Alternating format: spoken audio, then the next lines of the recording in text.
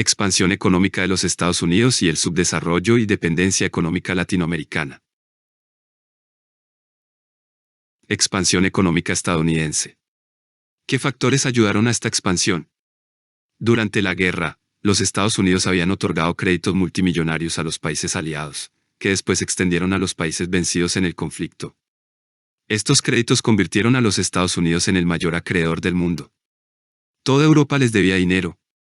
Las economías europeas quedaron destruidas, y aunque el comercio internacional no alcanzó los niveles anteriores a la guerra, su recuperación favoreció las exportaciones americanas hacia Europa.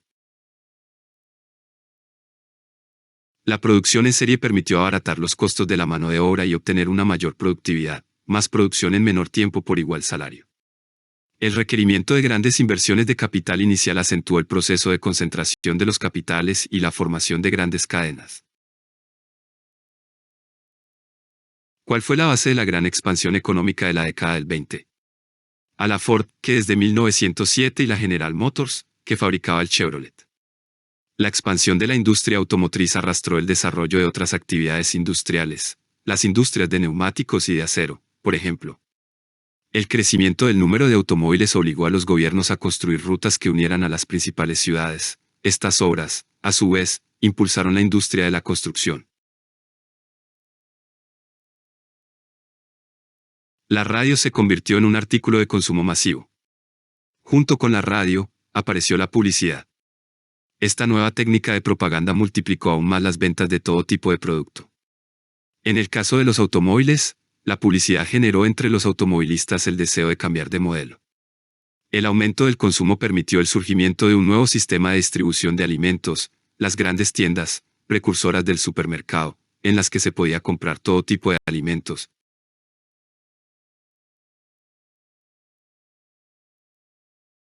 Las tierras recién loteadas favorecieron la especulación, los compradores las adquirían baratas y las vendían después a precios más altos. En muchos casos, los compradores no conocían ni la ubicación ni las características de las parcelas, se limitaban a recibir el título de propiedad para revenderlo más caros. Al mismo tiempo, los centros de las principales ciudades cambiaron de aspectos. Con la incorporación del acero a la construcción, se levantaron edificios rascacielos destinados a oficinas. Subdesarrollo. El subdesarrollo es una estructura socioeconómica en la que predominan la agricultura, la ganadería, la pesca y la exportación de materias primas por llevar al país por el desarrollo de autoindependencia, observándose pobreza generalizada. Características de los países subdesarrollados. Como se ha indicado, varios son los aspectos para considerar a un país o región como subdesarrollada. Entre los más comunes podemos citar: economía basada en el sector primario. Comercio exterior desfavorable. Elevada tasa de mortalidad infantil. Desocupación y subocupación masiva. Sobrepoblación relativa. Bajo nivel educativo. Ingreso bajo, mal distribuido e irracionalmente utilizados. Régimen político corrupto. Falta de instituciones democráticas. Dependencia política militar del extranjero. Dependencia estructural que influye en toda la estructura socioeconómica y condiciona muchos rasgos principales del sistema del proceso de desarrollo. Tecnología primitiva. Desarrollo económico dependiente. Exportación de productos tropicales. Importación de productos manufacturados, capitales financieros ingleses y norteamericanos. Los países latinoamericanos se convirtieron en semicolonias, al pasar las principales riquezas nacionales a manos del capital monopólico extranjero. Por ejemplo, en Argentina, los ingleses se apoderaron de los frigoríficos y de la comercialización de los productos agropecuarios. El principal producto de exportación chileno, el salitre, era de propiedad británica. En Bolivia, el estaño quedó en manos inglesas, al igual que la madera paraguaya y el petróleo venezolano hasta la década de 1920. En México, hubo un control parejo de la economía por parte de los ingleses y norteamericanos. En conclusión, la mayoría de los países sudamericanos pasaron a ser semicolonias inglesas. En cambio, casi todos los países centroamericanos y caribeños se convirtieron en semicolonias norteamericanas desde fines del siglo XIX, sufriendo ocupaciones prolongadas que los transformaron en casi colonias. Tal fue el caso en Cuba, que sufrió 2 intervenciones militares hasta la derogación de la Enmienda Platt en la década de 1930. La especificidad de la dependencia en Cuba consistió en pasar directamente de colonia española a neocolonia norteamericana mediante el Tratado de París, realizado a espaldas de los órganos representativos cubanos. Mientras la mayoría de las naciones latinoamericanas sufrió una dependencia de carácter económico en las primeras décadas del siglo XX, Cuba sufrió una dependencia de su soberanía política que la convirtió en un país más que semicolonial. Puerto Rico también fue otra isla que pasó de colonia española a neocolonia norteamericana. Luego de la invasión de los marines, Haití y República Dominicana vieron afectada su soberanía durante varios años por la ocupación de tropas norteamericanas, que consolidaron la penetración del capital monopólico.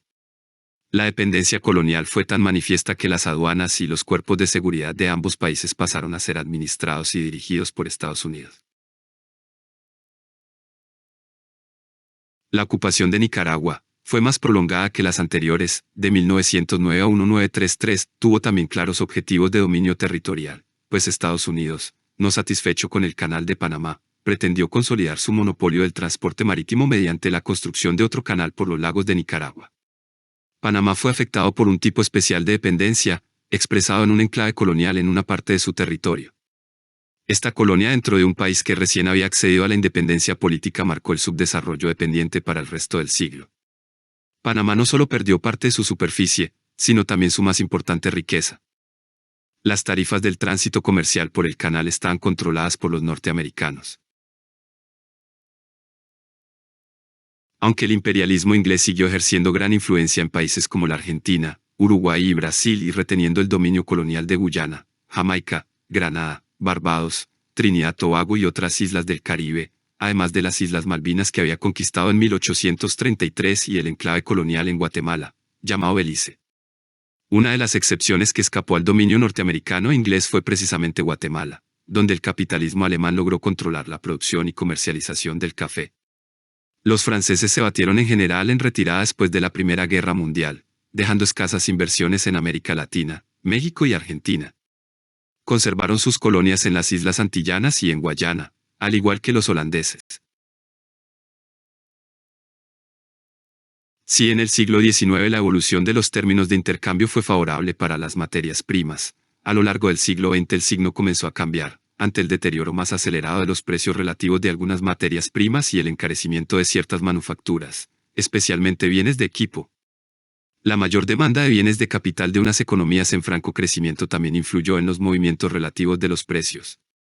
El ascenso de los Estados Unidos como primera potencia mundial, que necesitaba en un grado menor que Europa a los mercados internacionales como el lugar más idóneo para colocar sus excedentes, y el hecho de que su producción primaria compitiera directamente con algunos productos latinoamericanos, carne, cereales, minerales, etc., provocó un ascenso del proteccionismo, que sin embargo no alcanzó en esta época las elevadas cotas a las que llegaría después de la crisis de 1929. La consolidación de las economías primaria, exportadoras. El crecimiento y la diversificación de la demanda de materias primas, insumos y alimentos en los mercados de las naciones más industrializadas y el descenso que habían sufrido los precios relativos de algunas manufacturas, como consecuencia de los avances tecnológicos y la creciente mecanización, aumentó la importancia del comercio internacional desde mediados del siglo XIX. De modo que América Latina incrementó las exportaciones de sus materias primas y productos alimenticios y también las importaciones de manufacturas, insumos y bienes de capital. Hasta el inicio de la Primera Guerra Mundial vemos como en el mercado mundial las exportaciones de manufacturas crecieron mucho más rápido que las exportaciones de materias primas, en un movimiento inverso a lo ocurrido en la segunda mitad del siglo XIX. Al contrario de lo que se suele argumentar, el aumento en las importaciones latinoamericanas de manufacturas estaría indicando la vitalidad de sus economías, ya que el volumen de las importaciones era una variable directamente dependiente de las exportaciones y el tamaño del mercado interior.